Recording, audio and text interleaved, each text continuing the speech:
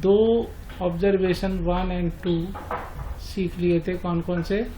Most of the alpha particle pass through thin gold foil undeflected, ये बता रहा था कि most of the part of the atom is empty और hollow.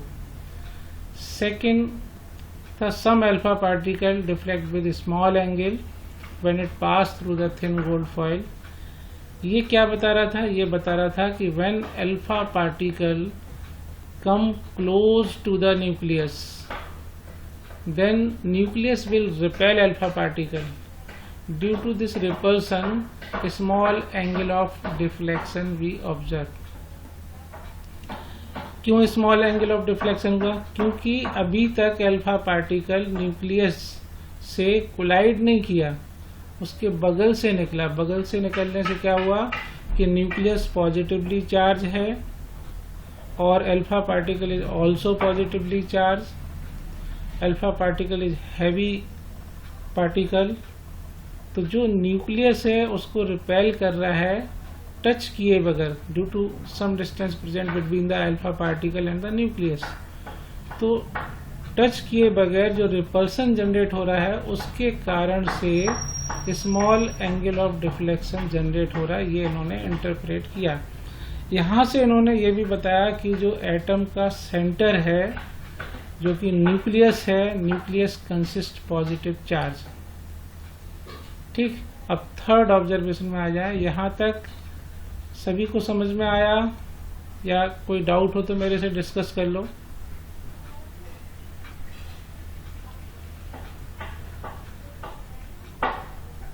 जो लोग कल क्लास में थे या जिन लोगों ने रिकॉर्डिंग देखी है उनको यहाँ तक फर्स्ट और सेकंड पॉइंट तक कॉन्सेप्ट क्लियर है? हाँ सर। ठीक है, ठीक है। थर्ड में है some alpha particle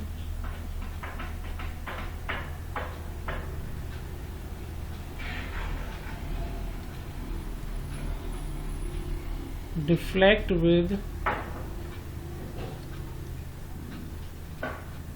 large angle. Some alpha particles deflect with large angle। Large angle क्यों हो रहा है? तो इसका इंटरप्रिटेशन ऐसा रहा कि centre of atom is nucleus.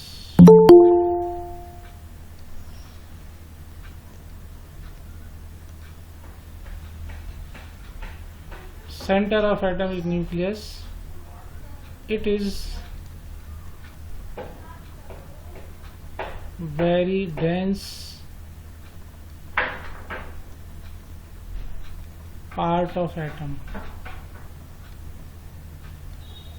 When alpha particle collide with this dense part, then alpha particle deflect with large angle। जब भी कोई डेंस पार्ट से कोई पार्टिकल कोलाइड करेगा तो उसको पेनेट्रेट तो कर नहीं पाएगा। पेनेट्रेट नहीं कर पाएगा तो क्या होगा? उसका एंगल ऑफ डिफ्लेक्शन बड़ा हो जाएगा। ये बात क्लियर है? थर्ड ऑब्जर्वेशन क्लियर है?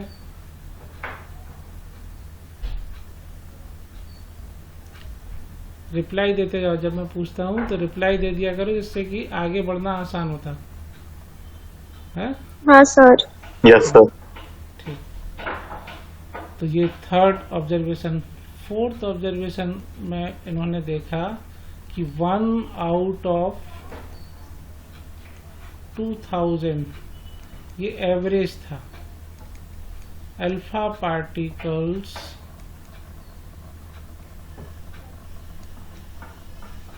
Reflect back. 1 out of 20,000 alpha particle reflect back.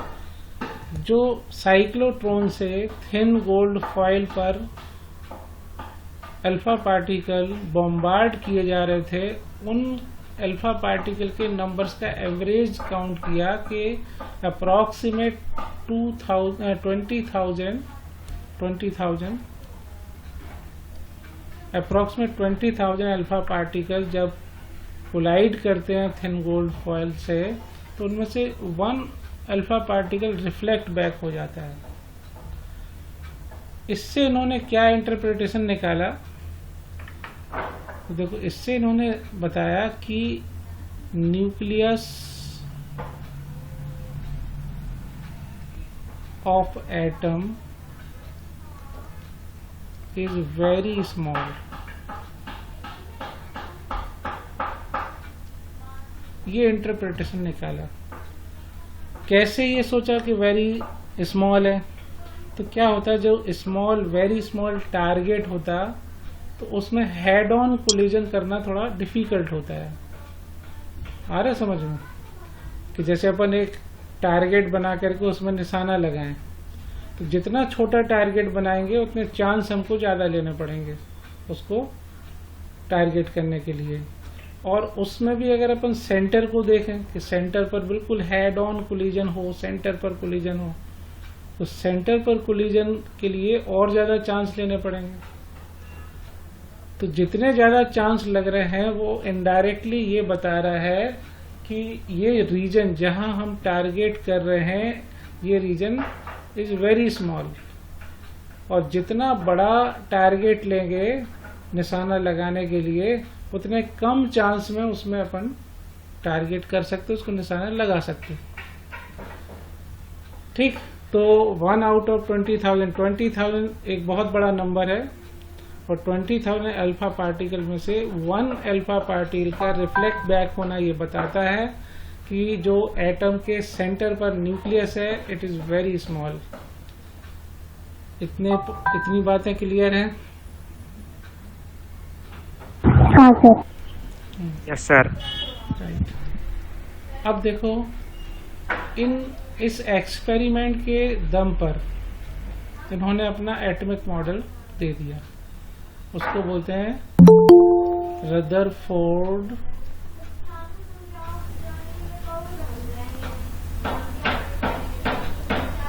Atomic model.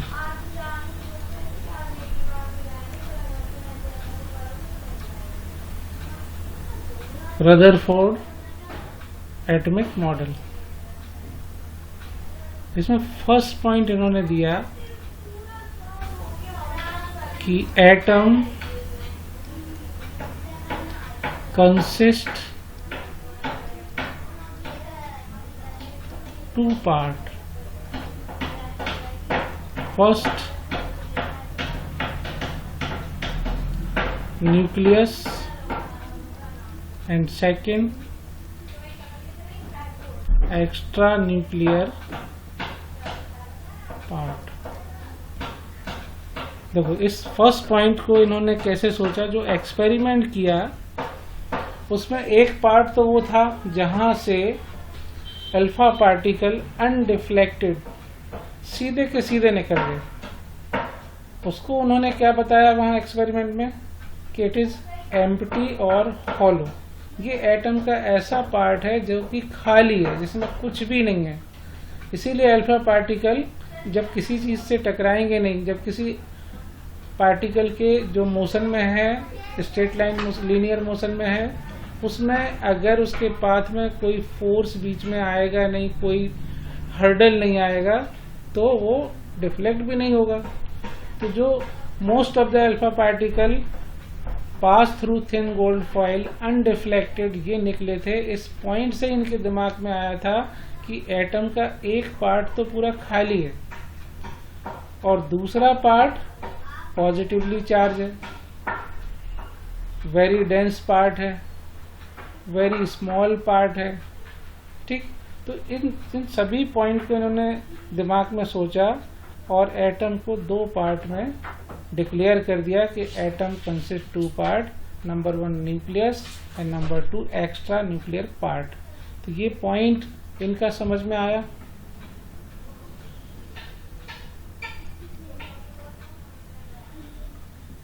अब सेकंड पॉइंट में इन्होंने बताया कि nucleus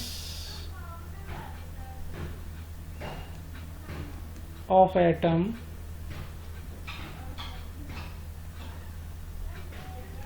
consist positive charge.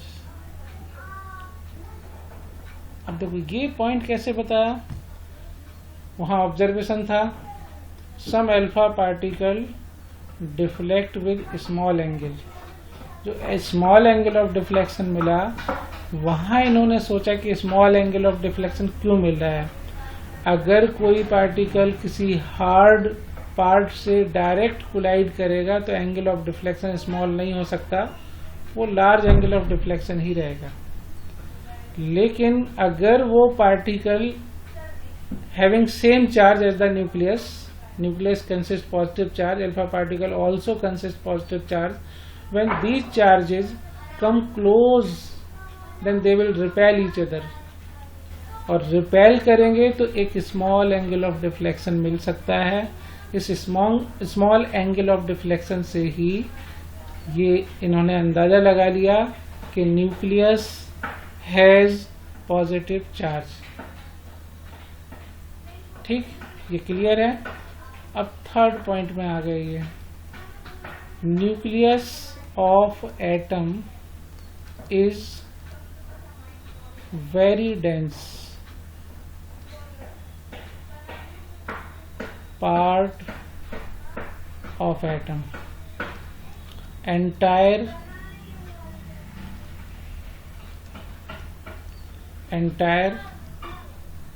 mass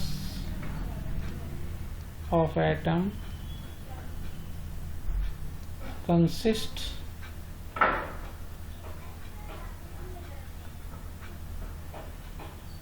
at the nucleus. देखो न्यूक्लियस जो है सेंटर पर है, वो बहुत dense part of the atom है। डेंस कैसे क्लियर हुआ, तो डेंस इनके दिमाग में आया when alpha particle collide with nucleus then alpha particle deflect with large angle. ये लार्ज एंगल ऑफ डिफ्लेक्शन बता रहा है कि nucleus is the very dense part of atom. Alpha particle cannot be penetrate to the nucleus. Alpha particle क्या है, nucleus को penetrate नहीं कर सकते। क्यों? Because nucleus is very dense. Atom के ऐसे पार्ट को सीधे सीधे पेनेट्रेट कर जा रहे हैं जहां कुछ है ही नहीं, जो खाली पार्ट है उसको कर जा रहे हैं, लेकिन न्यूक्लियस जहां आ जा रहा है उसको कोलाइड करके वो लार्ज एंगल ऑफ डिफ्लेक्शन दे रहे हैं। तो ये थर्ड पॉइंट क्या है, nucleus of atom is very dense part of the atom, entire mass of the atom consist या कॉन्सेंट्रेट, इसको कॉन्सेंट्रेट कर लें, कॉन्सेंट्रेट एट द न्यूक्लियस। ठीक है,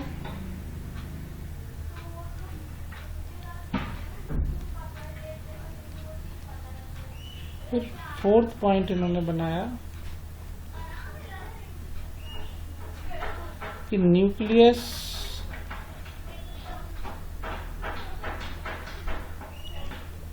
of atom is very small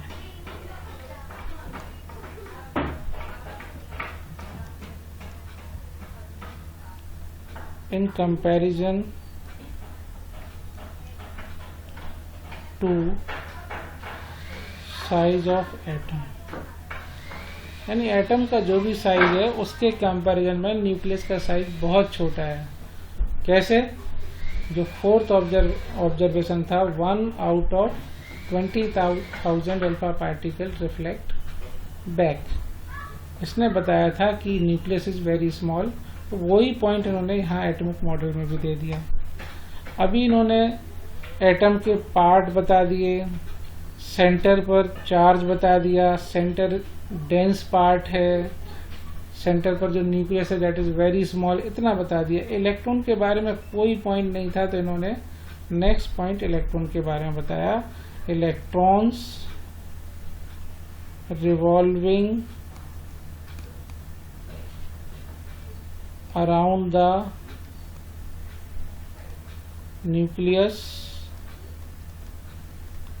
in extra nuclear part of atom. Fifth point इन्होंने ये दे दिया कि जो इलेक्ट्रॉन है वो रिवॉल्व कर रहे हैं around the nucleus in extra nuclear part. Extra nuclear part कौन सा है? जिस पार्ट को इन्होंने एम्प्टी और हॉलो बोला था वही पार्ट में इलेक्ट्रॉन रिवॉल्व कर रहे हैं, ऐसा इन्होंने बताया। इन 5 पॉइंट्स में इन्होंने एटम को डिस्क्राइब किया। ये किसी भी एटम को डिस्क्राइब किया इन्होंने, मतलब ये इन जनरल एटम ऐसा ऐसा होता है ये बता दिया। वो एटम हाइड्रोजन का रहे, नाइट्रोजन का रहे, ऑक्सीजन का रहे, किसी का भी रहे, ऐसा एटम रहता है। क्या क्या रहता है उसमें? Atom consist 2 part, number 1 nucleus, number 2 extra nuclear part. Nucleus consist positive charge, nucleus is very dense, ठीक।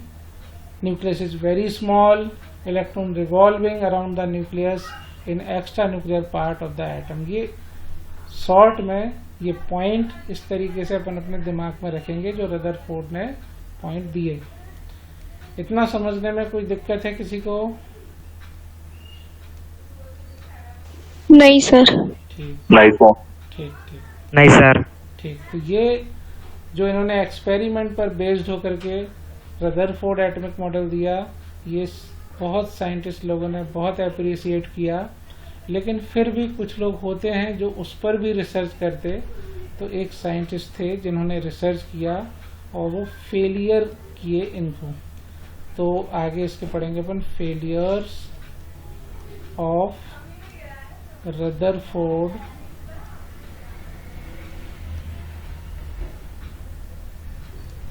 Atomic model.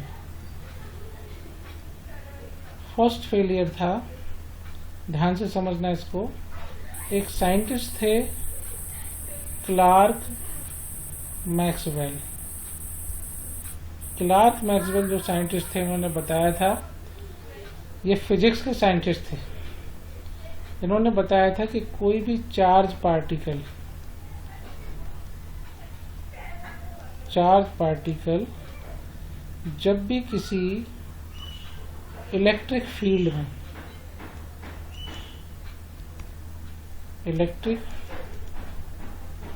में मूव करेगा,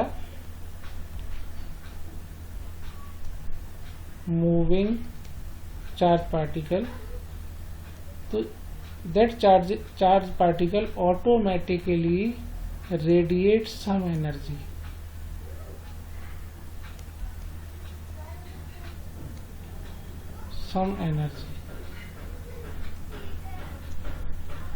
ठीक। क्या बताया इन्होंने? When any charge particle moving in any electric field, then that charge particle radiate some energy. और जब तक वो इलेक्ट्रिक फील्ड में मूव करेगा तब तक वो एनर्जी रेडिएट करेगा। ये इन्होंने एक्सपेरिमेंट करके प्रूव करके दिखाया था कि कोई इलेक्ट्रिक फील्ड समझते हैं जैसे चार्ज होते हैं पॉजिटिव और नेगेटिव, तो इन पॉजिटिव नेगेटिव चार्ज के सराउंडिंग में एक फील्ड जनरेट होती है, जैसे मैग्नेटिक फील्ड होती है, मैग्नेट के अराउंड में डेवलप होती है, ऐसे ही चार्ज के अराउंड में भी एक फील्ड डेवलप होती है। उस चार्ज का इन्फ्लुएंस को बताती कि वो चार्ज का कहाँ तक इन्फ्लुएंस है, उसको इलेक्ट्रिक फील्ड बोलते हैं। उस चार्ज के इन्फ्लुएंस में अंदर अगर कोई दूसरा चार्ज को हम मूव कराएं तो वो चार्ज जो मूव कर रहा है वो एनर्जी रेडिएट करेगा। एक्सपेरिमेंट करके दिखाया इन्होंने कि ये देखो ऐसे ऐसा एक्सपेरिमेंट है, इसमें चार्ज पार्टिकल को हमने मूव कराया, वो एनर्जी रेडिएट कर रहा है।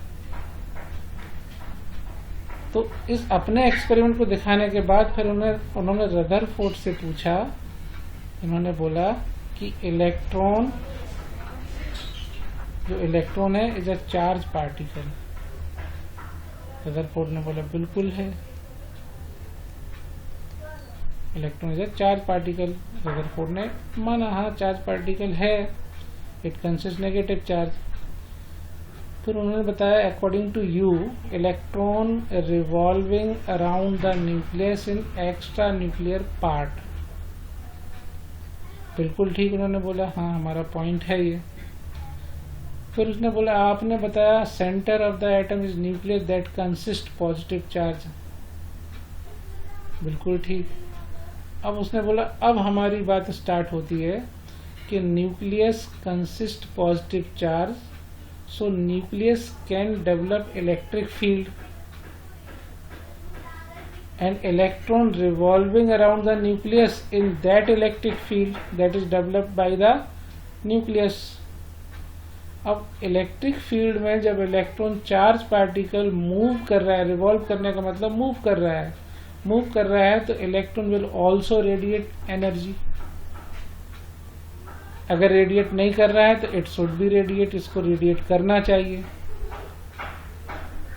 उन्होंने बोला हाँ आपका एक्सपेरिमेंट तो यही बोल रहा है। उन्होंने बोला क्लार्क मैक्सवेल ने बोला कि अब न्यूक्लियस के अराउंड में जब इलेक्ट्रिक फील्ड के इन्फ्लुएंस में इलेक्ट्रॉन रिवॉल्व करेगा तो अपनी एनर्जी कम करता जाएगा, एनर्जी रेडिएट करता जाएगा। तो जब एनर्जी कम होती है तो इलेक्ट्रॉन न्यूक्लियस के करीब जाने लगता है, ऐसे ऐसे ऐसे करीब जाते जाते जाते जाते फिर जब कंटिन्यू वो रेडिएट करता जाएगा तो एक टाइम आएगा कि वो न्यूक्लियस के अंदर जंप कर जाएगा। When electron jump inside the nucleus atom will be destroyed.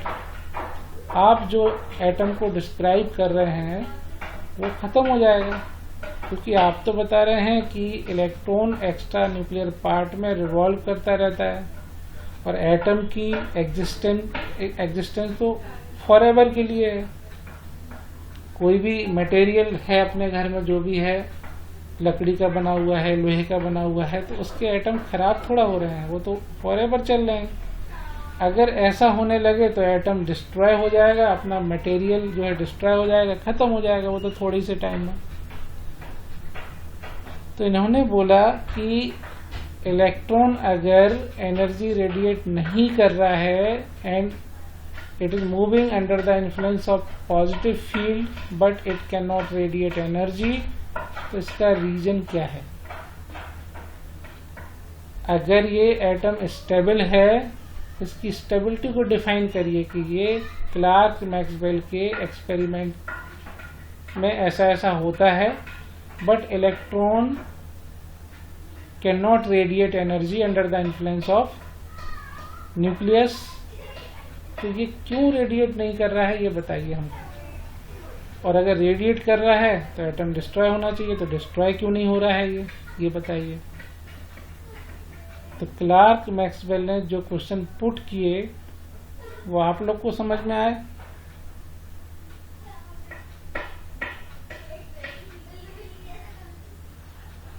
बताएं। हाँ सर। हाँ सर। Yes sir. ठीक ठीक। तो क्या हुआ कि रदरफोर्ड को क्वेश्चन बिल्कुल समझ में आए, उनकी एक्सपेरिमेंट समझ में आया, लेकिन रदरफोर्ड के दिमाग में ऐसी कोई बात नहीं आई कि हम एटम को की स्टेबिलिटी को डिफाइन कर पाए। तो यहाँ हुआ रदरफोर्ड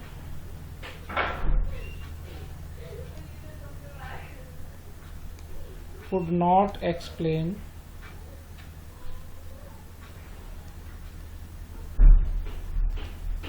stability of atom, और ये उनके एटॉमिक मॉडल का फर्स्ट फेलियर बन गया। क्लार्क मैक्सवेल ने बोला कि जब आप स्टेबिलिटी ही डिफाइन नहीं कर पा रहे हैं तो हम आपके एटॉमिक मॉडल को कैसे माने। जब आप उसका एग्जिस्टेंस ही डिफाइन नहीं कर पा रहे हैं कि it is stable due to this, अब आप उसको पूरा एक्सप्लेन कर रहे हैं, तो क्लार्क मैक्सवेल ने इनके एटॉमिक मॉडल को फेलियर बना दिया। उन्होंने कहा ये एटॉमिक मॉडल भी सही नहीं है क्योंकि इनके पास आंसर ही नहीं है स्टेबिलिटी का। तो फर्स्ट फेलियर क्लार्क मैक्सवेल के क्वेश्चन की वजह से इनका हुआ। ठीक। अब सेकंड फेलियर में क्या था कि सेकंड फेलियर में इनको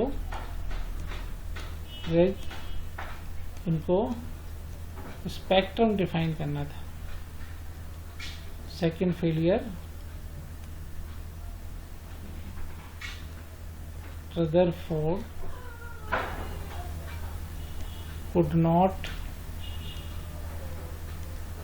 explain atomic spectrum. Atomic spectrum को ये डिफाइन नहीं कर पाए। अब देखो स्पेक्ट्रम क्या होता है ये अपन को समझना पड़ेगा।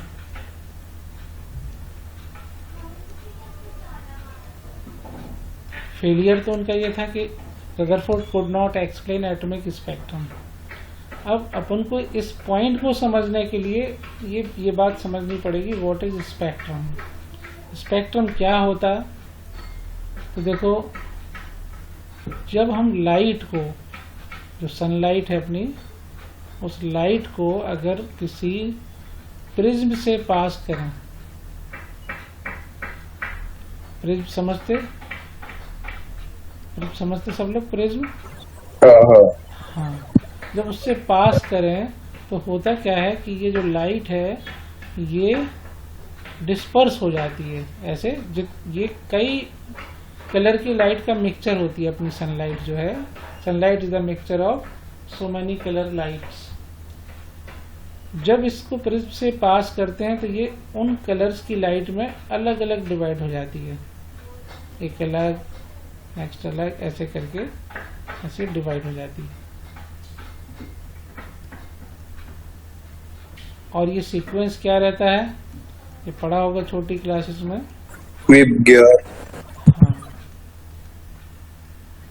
Violet, indigo, blue, green, yellow, orange, red, इस कलर में ये डिस्पर्स हो जाती है। अब ये जो कलर होता है, वायलेट कलर का वेवलेंथ सबसे कम रहता है, रेड कलर का वेवलेंथ सबसे ज्यादा रहता है। अभी अपन समझेंगे व्हाट इज वेवलेंथ। अभी ये कि when light pass through the prism, then it will disperse into different color light.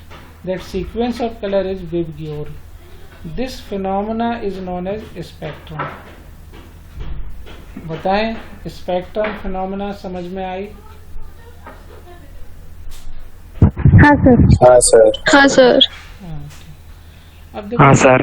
ये जो स्पेक्ट्रम फिनोमेना है ये अपन को जनरल लाइफ में भी देखने को मिलती है। जब बारिश में धूप निकलती है तो रेनबो बन जाता है। वो जो रेनबो बनता है that is due to dispersion of light. और ये डिफ्रैक्शन जो हो रहा है यहाँ प्रिज्म के थ्रू, वहाँ humid particle and dust particle से लाइट डिस्पर्स होने लगती है, जिसके वजह से हमको आसमान में रेनबो बना हुआ दिखाई देता है। तो रेनबो के पीछे भी साइंस है, आ रहा समझ में? That is due to spectrum of light. अब ये जो स्पेक्ट्रम ऑफ लाइट है, क्या होता है कि जब हम एटम से इस लाइट को पास करते हैं, अपन ने ये लाइट लिया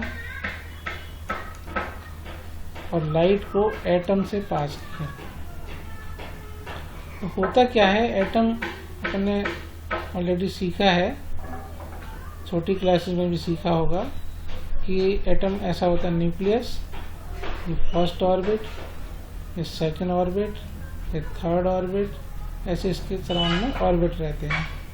इन ऑर्बिट्स में इलेक्ट्रॉन होते हैं, जैसे कि ये फर्स्ट सेल में 2 इलेक्ट्रॉन, सेकंड सेल में 8 होंगे, ठीक, थर्ड सेल में 18, ऐसे करके रहते हैं। अब सपोज अपन ने कोई एटम लिया जिसमें एक ही इलेक्ट्रॉन है, ये सिंगल इलेक्ट्रॉन है और ये है हाइड्रोजन एटम। सपोज अपन ने ऐसा लिया समझने के लिए। अब जब हम इस एटम पर लाइट डालेंगे तो लाइट क्या है, लाइट एक एनर्जी का फॉर्म है। तो ये लाइट कहाँ जाएगी, इलेक्ट्रॉन से कोलाइड करेगी और ये लाइट से जो सुटेबल एनर्जी होगी, इलेक्ट्रॉन को जो एनर्जी चाहिए होगी वो एनर्जी गेन कर लेगा। और वो एनर्जी गेन करके अपना फर्स्ट ऑर्बिट से ये मूव करता हुआ सेकंड से मूव करता हुआ थर्ड, और भी आगे इसको जाना है। जो लाइट इसको चाहिए थी as a form of energy, क्योंकि इलेक्ट्रॉन ट्रांजिट तभी करता है जब उसकी एनर्जी बढ़ती है। एनर्जी डिक्रीज होगी तो वो न्यूक्लियस के करीब आएगा, एनर्जी इंक्रीज होगी तो अवे फ्रॉम न्यूक्लियस जाएगा। अवे फ्रॉम न्यूक्लियस जाने का मतलब है वो ऑर्बिट में अपने से हायर ऑर्बिट में मूव कर रहा है। Orbit number 1 to orbit number 2, orbit number 3, orbit number 4, orbit number 5 and so on. When electron transit lower to higher energy level, then electron will absorb some energy. तो इस atom में भी वही बात देखने को मिली। We pass the light through the atom, electron absorb some suitable energy that is required for transition of electron from the lower to higher energy level. तो उस सुटेबल लाइट को ही इसने एब्जॉर्ब कर लिया, बाकी की लाइट रेस्ट ऑफ लाइट को उसने आगे भेज दिया। और इस रेस्ट ऑफ लाइट को अपन ने प्रिज्म से पास कराया।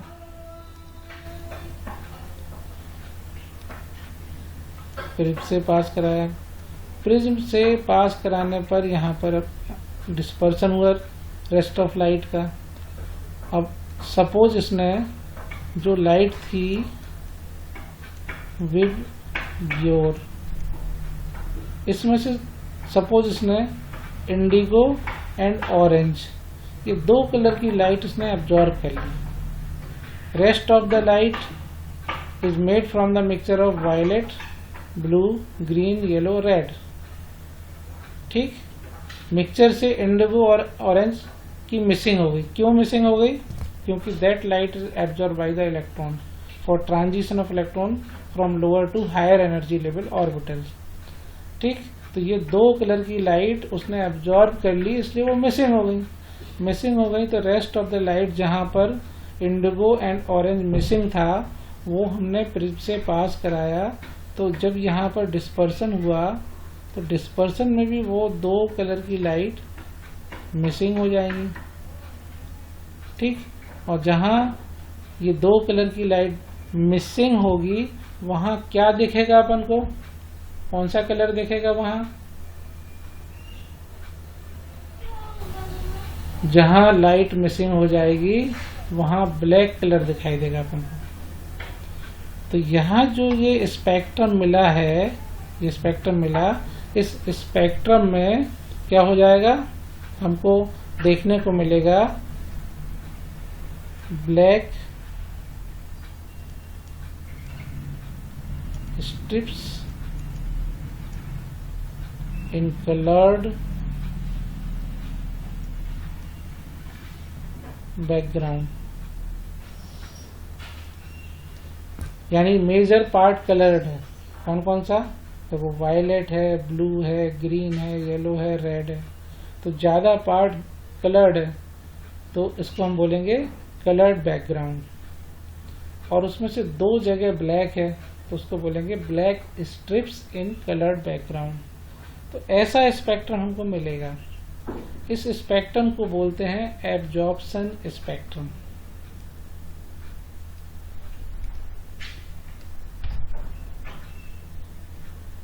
Absorption spectrum. बताएं, एब्जॉर्प्शन स्पेक्ट्रम समझ में आया या नहीं आया? हाँ सर। एब्जॉर्प्शन क्यों बोला? क्योंकि जो सनलाइट थी उसको पहले एटम से पास किया, एटम ने हाँ सर कुछ पार्ट एब्जॉर्ब कर लिया, रेस्ट ऑफ द लाइट का स्पेक्ट्रम बनाया, उसमें कुछ कलर मिसिंग आए। ठीक, तो हमको दिखाई दिया black strips and coloured background. ये जो ऐसा पैटर्न है स्पेक्ट्रम का, यहाँ से अपन को समझ में आ जाएगा it is pattern of absorption spectrum.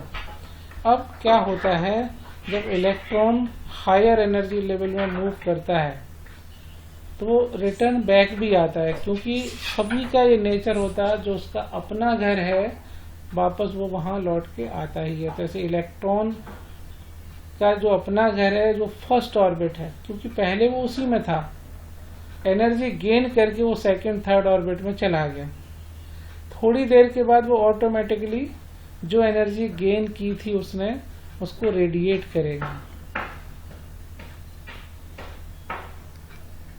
Radiate energy, और वापस return back to its original orbit, orbit number 1, higher to lower orbit में ये रिटर्न बैक करेगा। एनर्जी रेडिएट हुई, इस रेडिएट एनर्जी को हमने प्रिज्म से पास कर दिया। अब प्रिज्म से हमको पास करने पर क्या देखने को मिलेगा, क्या देखने को मिलेगा? तो हमको जो कलर की लाइट इसने एब्जॉर्ब की थी, कौन सी, इंडिगो एंड ऑरेंज, वो कलर की लाइट दिखेगी, बाकी सभी जगह ब्लैक दिखेगा। इसकी पहचान क्या हो गई? कलर्ड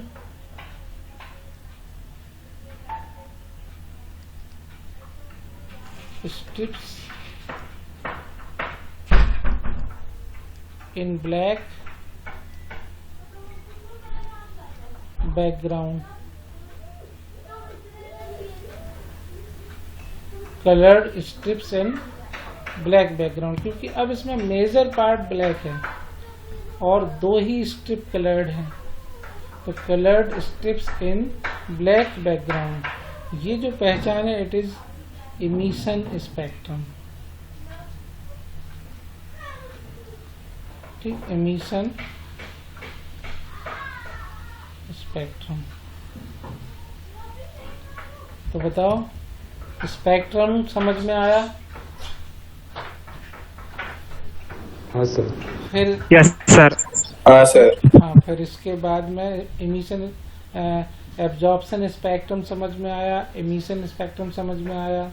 ये जो एटॉमिक स्पेक्ट्रम है, इसके 2 पार्ट हैं, absorption spectrum and emission spectrum.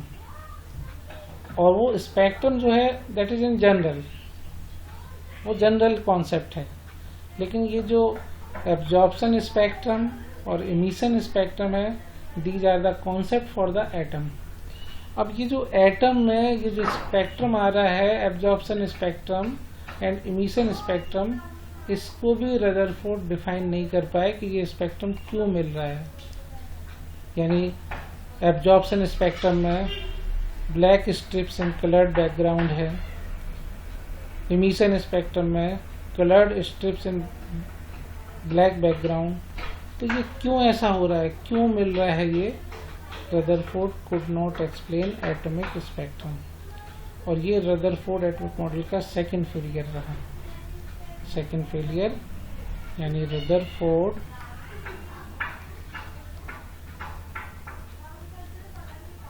could not explain